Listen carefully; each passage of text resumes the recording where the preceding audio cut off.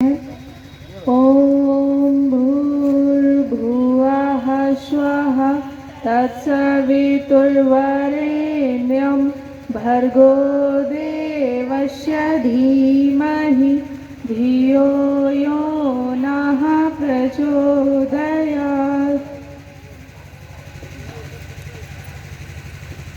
अरुण भैया ने जैसा मेरा परिचय दिया वो करने के पीछे बस एक ही रीज़न था कि बच्चों का दूसरे दिन पेपर था और जिसके घर के बगल होने वाला था वो हमारे यहाँ पढ़ती थी क्लास 12th में, तो उसके बहुत सारे पेपर ख़राब हो गए थे। इस वजह से मैंने सोचा कि क्यों ना कोशिश की जाए। ये जो एग्ज़ाम्पल दिया गया है ये केवल लड़कियों के लिए नहीं, सबको करना चाहिए। खासकर जो भी बड़े बुजुर्ग हैं घर में उन्हें तो इतनी समझ होनी ही चाहिए कि क्या होना उचित है और क्या अनुचित है। तो ये हर कोई कर सकता है, ये जरूर नहीं कि हम ही किए हैं या कोई और ही कर सकता है। हर कोई जो भी अपने यहाँ अपना इन्वायरमेंट अपने घर का अच्छा किया होगा उसे बुरा लगेगा अगर ऐसी कुछ चीज़ें उसके आसपास हो रही होंगी। अगर आपके घर के आसपास होंगी तो आपको भी बुरी लगेंगी। और रही बात बाल संस्कार शाला की, तो जहाँ जहाँ भी जिसके घरों के आसपास चल रही है, जरूर नहीं वहाँ छोटे बच्चे जाएं, हर कोई जा सकता है जो भी कुछ सीखना चाहता हो। बस ये है वहाँ यही करके आप सभी को बुलाया जा रहा है कि हाँ आइए कुछ सीखिए और डरिए नहीं। स्वार्थ वाली बात थोड़ा कम सोचिए कि नहीं यहाँ जाएंगे तो मेरा नंबर कम हो जाएगा, यहाँ जाएंगे तो ये हो जाएगा, ऐसा कुछ नहीं होगा। सबसे पहले वहाँ जाना शुरू करिए। जैसे आपको जो भी आता हो, मान लो सिलाई कढ़ाई में इंटरेस्ट है तो अगर कोई लड़की चला रही है तो जाके उससे बात करिए। बच्चों को आप हफ्ते में एटलीस्ट एक दिन ही सिखा पाएंगी, लेकिन सिखा पाएंगी। अगर आपको आर्ट वाली चीज़ें आती है तो आर्ट जाके वहाँ बच्चों को सिखाना जी। और जो चलाना चाहती हो कि हम भी चलाएंगे हम भी करेंगे, तो अगर चलाना है तो अपने घर का एनवायरनमेंट ठीक करो। पहले सबसे पहले क्या करेंगे, आप नित्य सुबह शाम गायत्री मंत्र खुद करने की कोशिश करिए। अपना खान पान ठीक करिए। अपने घर में हफ्ते में एक बार हवन करिए। आपको कोई मंत्र नहीं आता कोई बात नहीं, लेकिन आपको गायत्री मंत्र आता है ना, उसी से आप आहुति दीजिए। कम से कम हफ्ते में एक बार करिए। अगर नित्य कर पाए तो बहुत अच्छा है। तो कम से कम कुछ नहीं तो 5-6 महीने में आपके घर का एनवायरनमेंट ठीक हो जाएगा। उसके बाद जब आप करेंगी बाल संस्कार शाला चलाएंगी तो लंबी चलेगी, फिर उसमें कोई दिक्कत नहीं आएगी। अब ये तो बात हुई लड़कियों की और छोटे बच्चों की। अगर माएँ कुछ करना चाहती हैं तो उनके लिए क्या है, वो ऐसा कर सकती हैं कि अपने हम उम्र जिनकी शादी हो गई है, बच्चे हो गए, उनके साथ माँ की बाल संस्कार शाला चलती है वो उसको चला सकती हैं। उसमें क्या होगा, आप सभी माएँ एक साथ इकट्ठा होइए, जैसे आप और छोटे मोटे कामों के लिए होती हैं। उसमें ये आपको वहाँ शांति कुंज से पूरा सिलेबस आता है माँ की बाल संस्कार शाला का। अगर आप थोड़ी बहुत भी पढ़ी लिखी हैं तो उसमें सारा सब कुछ दिया रहेगा। आप सभी लोग एक दूसरे से सलाह लीजिए, बताइए कि बच्चों को कैसे पालें, उन्हें क्या क्या सिखाएं।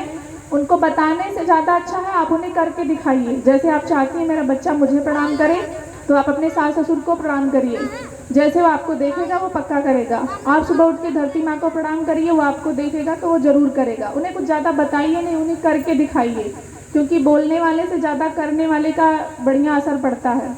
इसलिए और जैसे युवा लोग हैं, अगर वो कुछ करना चाहते हैं, मान लीजिए अपनी बाल संस्कार शाला में चाहे लड़कियां हैं चाहे लड़के हैं, तो आप सभी अपने सिलेबस के अकॉर्डिंग पढ़ाई कर रहे हैं, उसके साथ साथ कुछ एक्स्ट्रा स्किल सीखिए। जैसे कंप्यूटर नॉलेज होना चाहिए आपको, और जैसे गर्ल्स में है तो आप आर्ट एंड क्राफ्ट में है, पेंटिंग में है, मेहंदी में है, रंगोली में है, कोई सा भी काम सीख लीजिए। और ग्रुप वाइज आप काम करिए। जैसे कहीं किसी के घर में कोई फंक्शन हो, शादी वगैरह में लोग इतना सारा खर्च कर देते, तो आप वहाँ अच्छी अच्छी रंगोलियाँ बनाइए, गुरुदेव के मैसेज उसमें लिख के लोगों को बताइए कि हाँ गुरुदेव के मिशन में ये पूजा पाठ नहीं सिखाया जाता। ज़्यादातर लोग तो गुरुदेव के यहाँ बच्चों को इसलिए नहीं आने देते कि मेरे बच्चे पूजा करने लगे हैं, पुजारी बन जाएंगे। तो कम से कम आप लोग जब बाल संस्कार शालाओं में जाएंगे, वहाँ कुछ करेंगे, सीखेंगे और निकल के जब ऐसे काम करेंगे तो उनको ही लगेगा नहीं मेरा बच्चा कुछ और भी सीख रहा है पूजा पाठ के अलावा। ठीक, जो कोई भी चलाना चाहता होगा सर जी से संपर्क कर लीजिएगा। और अगर आपको और अच्छे से सीखना है तो गुरुदेव की यहाँ एक बुक है रेड कलर की है, उस पर लिखा है बाल संस्कार शाला कैसे चलाएं, उसमें सब कुछ अच्छे से बताया गया है। आप उसको पढ़िए और सीखिए उसमें से, और जो जो बन पड़े सिखाइए। अपने घर के आसपास 1-2 बच्चे भी मिलें तो भी आप करिए, धीरे धीरे सिखाइए। जैसे जैसे आप उनको बताते जाएंगे आप में भी बहुत सारा चेंज खुद ब खुद आ जाएगा। अगर किसी के घर में बच्चे ही नहीं है तो क्या करेंगे, या मान लीजिए आपके घर में कोई किसी को भेज नहीं रहा, तो इसका मतलब आप झूठ बोल रहे हैं या तो आप में कोई कमी है। क्योंकि अभी जल्दी मनीष भैया का एक वीडियो आया था, जो जिसने भी प्रांतीय या प्रकोष्ठ का सुना होगा, उन्होंने कहा कि जब आप कहीं किसी के घर जाते हैं गुरुदेव के काम से, और अगर आप ये कहते हैं कि हम जब कुछ कहते हैं तो लोग मेरी बात नहीं मानते, ये नहीं करते, इसका मतलब आपकी साधना अच्छी नहीं है, प्रखर नहीं है, या तो आप अपना संगठन बनाना चाहते हैं। तो अगर ये सब बातें हैं तो फिर नहीं होगा। लेकिन अगर आप गुरु के काम से जाएंगे तो कोई आपको मना नहीं करेगा। हम जब शुरू किए थे पढ़ाना तो घर में कोई इतना सपोर्टिव नहीं था कि करो, क्योंकि लोगों को पता नहीं क्या भ्रम है, उनको लगता है बस सब स्वाहा स्वाहा करके पंडित बन जाएंगे। और जबकि मैं सही बता रही हूँ कि मुझे इतने साल जुड़े हो गया, आज तक मैंने कभी 1 घंटे 2 घंटे तो पूजा नहीं की होगी। हम लोग नहीं करते, उतना हम पढ़ते हैं। ये है गुरुदेव के साहित्य, हम 2 घंटे 3 घंटे आप मुझे दे दीजिए, हम अनवरत पढ़ेंगे, लेकिन हम उतनी देर बैठ के पूजा नहीं कर पाएंगे, क्योंकि मुझे लगता है गुरुदेव के साहित्य को पढ़ना सबसे बड़ी पूजा है। उसमें जो लिखे हुए शब्द हैं वो आपको इतनी ऊर्जा देते हैं और आपको सही समझ देंगे। कोई आपको ढोंग नहीं बता पाएगा, जितना भी जिसकी मर्जी है बोलने दो। आप किताबें पढ़िए, उसी में से आपको आंसर मिल जाएगा कि मुझे क्या करना और क्या नहीं करना, किसकी कितनी सुननी है। फिर आपको चाहे कोई कुछ भी बोलेगा, आप इधर से सुनेंगे इधर से निकाल देंगे। इसलिए अनवरत पढ़िए। जिसको सही डिसीजन लेने में प्रॉब्लम हो रही है कि हम ये करें कि ये करें, वो भी गुरुदेव के साहित्य पढ़िए। गुरुदेव ने हर चीज़ के बारे में अच्छे से लिखा है। विद्यार्थी के लिए तो सबसे पहली बुक आप ये पढ़िए, सफल जीवन की दिशाधारा। सबसे पहली बुक मैंने क्लास 7th में यही पढ़ी थी और विद्यार्थी के लिए तो बहुत अच्छा है। अभी दोबारा हमने वो खरीदी और उसी से हम बाल संस्कार शाला में बच्चों को डेली एक टॉपिक पढ़ाते हैं। और एक बुक है नैतिक शिक्षा फर्स्ट पार्ट फर्स्ट, वो पढ़िए। उसमें से बहुत सारी चीज़ें आपको हेल्प करेंगी अपने लिए। दूसरी वाली पढ़िए, तो समय का सदुपयोग, ब्लू कलर की है, वो भी पढ़िए। जैसे विद्यार्थी के लिए गुरुदेव ने इतना बढ़िया लिखा है कि आप उसमें पढ़िए, आपको कहीं कोई दिक्कत नहीं होगी। जो फिजिक्स पढ़ने में अच्छे, मैथ्स पढ़ने में, केमिस्ट्री में, हर चीज़ से रिलेटेड चीज़ें आपको उसमें मिल जाएंगी। और जैसे जो लिखने में, जैसे आपको कोई ऐसा एग्ज़ाम देना जिसमें बहुत लंबा आपको अच्छी चीज़ें राइट करनी, ऐसे वगैरह, अगर आपने गुरुदेव को पढ़ा तो आपके पास इतने शब्द मिल जाएंगे लिखने के लिए और इतने अच्छे से आप लिखेंगे कि आपको भरोसा नहीं होगा। तो ये पूजा पाठ वाला प्रोसेस दूसरा है, वो तो कर्मकांड आपको इसलिए दिया जाता है ताकि आपके मन में जो गंदगी है, जो आपके कुसंस्कार हैं, आप उनको निकाल पाइए। बाकी दूसरा प्रोसेस वही है कि क्या आप बनिए। और गुरुदेव जैसे ये सदी है उस हिसाब से सारी चीज़ें किए हैं, बस आपको पढ़ना है, समझना और करना है। तो बाल संस्कार शाला चलाने वाले जो भी चलाना चाहते हैं यहाँ से फिर से नया, या माँ की बाल संस्कार शाला कोई चलाना चाहता है तो सर जी से संपर्क करिए और आगे बढ़िए। समय निकालिए, सबके पास समय होता है। बात करने के लिए, फालतू बकवास करने के लिए टाइम होता है ना। घर के बगल में क्या चल रहा है, उनके यहाँ क्या चल रहा है, इसके लिए टाइम है ना। तो क्या उसके लिए टाइम नहीं है कि हम ये कर लेंगे, है ना। और जैसे बच्चों से सबको ये शिकायत है आजकल की फ़ोन बहुत चलाते हैं, मेरी बात नहीं सुनते हैं, ये है वो है। आप उनके लिए कितना समय देते हैं बताइए। जितने लोग गार्जियन आते हैं सब यही कहते हैं मेरा बच्चा फ़ोन बहुत चलाता है, मेरी बात नहीं सुनता है। तो आप कितना टाइम देते हैं बच्चों को? कभी पूछते हैं कि स्कूल में क्या चल रहा है, तुम आज क्या पढ़ के आए हो, टीचर ने क्या बोला, फ्रेंड ने क्या बोला, बस में क्या हुआ, कभी पूछा बच्चों से? तो फिर वो भी वैसे ही रहते हैं, नहीं सुनते। आपकी क्यों सुनेंगे? आप उनकी नहीं सुनते तो आपकी नहीं सुनेंगे, है ना। बच्चों के साथ बैठिए, उनसे बात करिए। हमेशा सिखाया जाता है प्रातःकाल उठ के रघुनाथा माता पिता गुरु नावे माथा।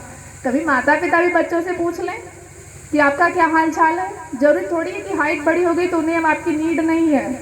उनसे कभी पूछ लीजिए ना कि आपको क्या ज़रूरत है, आप कहाँ चल रहे हैं, क्या पढ़ रहे हैं, कैसे पढ़ रहे हैं, पढ़ने में मन लग रहा है कि नहीं, कौन सा सब्जेक्ट चुनना है, कहाँ जाना है, जो पढ़ रहे हो उसमें मन लग रहा है कि नहीं, तुमको कुछ करना है, यही करोगे कि कुछ और भी करोगे। ये सब पूछ लीजिए ना कि बस हम ये चाहते तुम इंजीनियर बनो तो मतलब तुम वही करना है।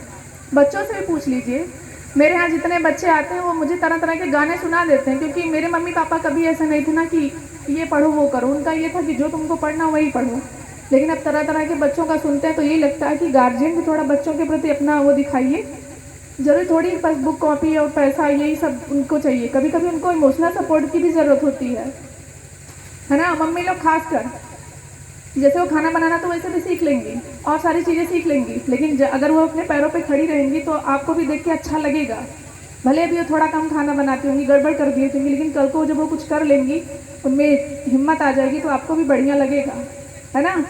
तो खाली खाना बनाने पे फोर्स ना ज़्यादा रहे कि खाली खाना बनाना आना चाहिए, बाकी पढ़ तो लोभे कर दो, यही डायलॉग रहता है ना। नहीं, हमारे दीदी लोग आती हैं पढ़ने ना तो वही कहती है खाना बनाने में ये नहीं आता, वो नहीं। हम ये कहते हैं ये पूछ लो कि जो पढ़ रही है उसमें कितना अच्छा परफॉर्मेंस है। जीवन में और कुछ भी चीज़ें होती हैं जो इनसे भी ऊपर हैं। वो तो इंसान आज इतना टेक्नोलॉजी डेवलप हो गया कि कहीं से कुछ भी सीख सकता है, लेकिन जो पढ़ने का टाइम है, कुछ करने का टाइम है, वो बार बार नहीं मिलेगा। एक बार जहाँ रिस्पॉन्सिबिलिटी लग जाती है, इंसान चाहकर भी कुछ अच्छा नहीं कर पाता है। तो कम से कम अभी वो फ्री है तो उन्हें पढ़ लेने दीजिए, फिर आगे का टाइम तो बचा ये सब करने के लिए। ठीक, यही हमारा निवेदन है कि बाल संस्कार शाला चलाइए, गुरुदेव के मिशन से जुड़िए और काम करिए।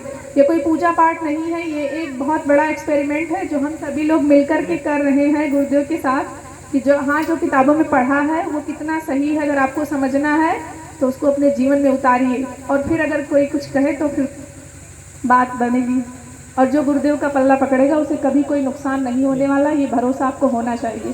तर्क वितर्क से दूर होकर के केवल काम करिए, जो पढ़िए उसे जीवन में उतारिए, तभी कुछ होने वाला है, नहीं तो कुछ नहीं होगा। केवल बोलिए कि हाँ ऐसा है तो ऐसा होना चाहिए था, हम ये हैं, ऐसे कुछ नहीं होने वाला। जो भी किताब में लिखा है उसे आप पढ़ के उतार के उसके बाद बोलेंगे, तब शायद आपको समझ में आ जाएगा कि हाँ गुरुदेव मेरे सीधे सीधे अप्लीकेशन है। जैसे हम कोई कॉन्सेप्ट पढ़ते हैं तो उस पर क्वेश्चन लगाते हैं तो आंसर आता है, वैसे ही जो गायत्री महामंत्र है गुरुदेव सीधा सीधे उसके उस एक्सपेरिमेंट करके रिजल्ट दिए हैं। ठीक, तो अगर गुरुदेव को पढ़ते पढ़ते आपको भरोसा हो जाएगा कि हाँ मंत्र करने से हमारा जीवन बदलेगा, जो मन से करेगा उसको जरूर जरूर उसके जीवन में परिवर्तन होगा। और गुरुदेव बहुत प्यार करते हैं अपने बच्चों से, जो उनसे भाव से जुड़ा है उसका जीवन हमेशा अच्छा रहेगा। परेशानियां बहुत आएंगी, लोग बहुत आपको परेशान करेंगे, लेकिन आपका बाल भी बांका नहीं होगा, ये भरोसा आपको होना चाहिए। किसी के घर वाले आप परेशान करते हैं, किसी को बाहर वाले परेशान करते हैं, किसी को कोई परेशान कर रहा है, याद रखिएगा खुद अगर आपके पास समय नहीं है भगवान का काम करने का तो जो कर रहा है उसे करने दीजिए। नहीं तो अगर आप समस्या पैदा करेंगे तो भगवान नरसिंह का रूप लेकर के आ जाएंगे, और फिर वो क्या करेंगे आप जानते हैं। ठीक, हाँ, तो जो डराते हैं बच्चों को, रोकते हैं, उनके लिए एक बहुत सरल सा एग्जाम्पल है। और गुरुदेव तो महाकाल हैं, ये उनका समय है, तो किसी को परेशान मत करिए। और बच्चे अगर अच्छा कर रहे हैं, चाहे वो बेटी हो चाहे वो बेटा है, तो उन्हें करने दीजिए। अगर आपके पास समय नहीं, आपको तो खुश होना चाहिए कि ईश्वर ने आपके बच्चे को सेलेक्ट किया है, कि आपका बच्चा उस काबिल है, तो कम से कम उसे अच्छा काम कर लेने दीजिए। इससे आपके कितने घर परिवार की बहुत सारी समस्याएं हल हो गई हैं। बच्चों ने खुद कितनी प्रार्थनाएं की हैं, उनका इतना सब कुछ बदला है, वो खुद कहते हैं। तो कम से कम आप नहीं कर पाते हैं तो बच्चों को करने दीजिए। और रही बात बाल संस्कार शाला की, तो जिसको भी चलाना होगा सर जी से मिल लीजिएगा, अपना नाम लिखवा दीजिएगा। कोई दिक्कत होगी तो आप हमसे, सर जी से या दुर्गेश भैया से, किसी से भी संपर्क कर लीजिएगा। ठीक है, इतनी देर सुनने के लिए धन्यवाद। और हमने जो बोला है उसकी सार्थकता तभी है जब आप सच में कोई बाल संस्कार शाला नहीं चला दें। धन्यवाद।